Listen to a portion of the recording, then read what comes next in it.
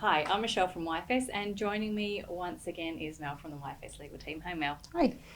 We've had quite a few conversations around domestic violence, so we've explored what it is, the process of applying for a DVO order, going to court, mediation where children are involved, and the last one that I think we should talk about is what happens if I am Served?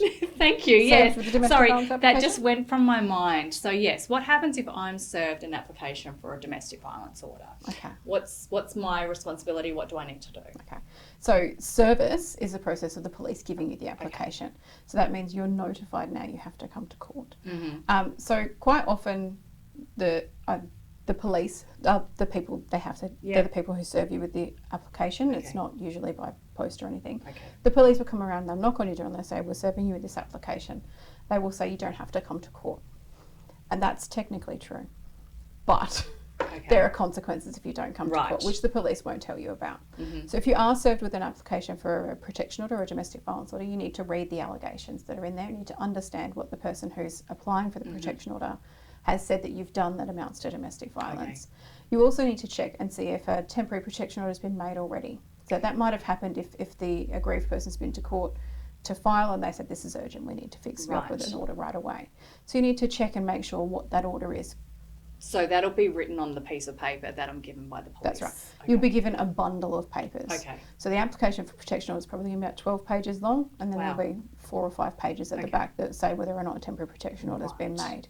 So once you're given that paperwork, if there is a temporary protection order, you are bound by that temporary protection order. So you must read that paperwork and find out whether or not you're bound by rules now that you weren't yesterday. Right, okay, because if worst case scenario, I suppose, if I was served and there was a temporary protection order in place and I didn't take notice of that and made attempts to make contact or whatever, I could, I guess, face potential consequences as a result of that. That's right. You would face criminal charges. Okay. So one of the conditions might be you're not allowed to live in the same house as the aggrieved person.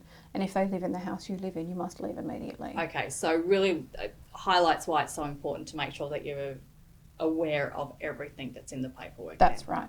So you must know what you're bound by as soon as that paperwork's given to you and what the allegations are. That will help you to inform your lawyer or your duty lawyer when you go to court about how you're going to respond to this application. The most important thing is that once you're given that paperwork is to have a look at when your next court date is. Make sure you've got time off work.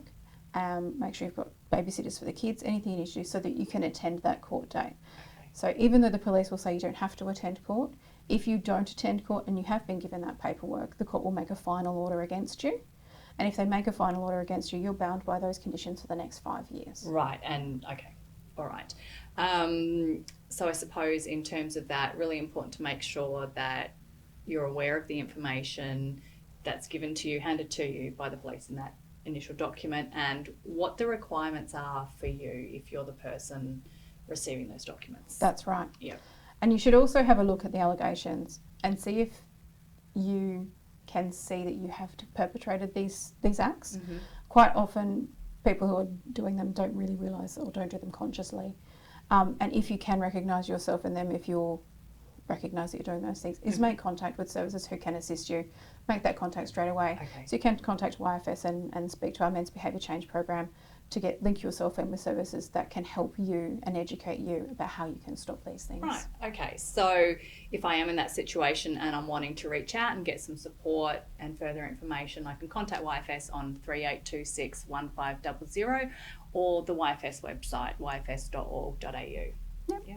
Okay, all right. Thanks, Mel. Thank you.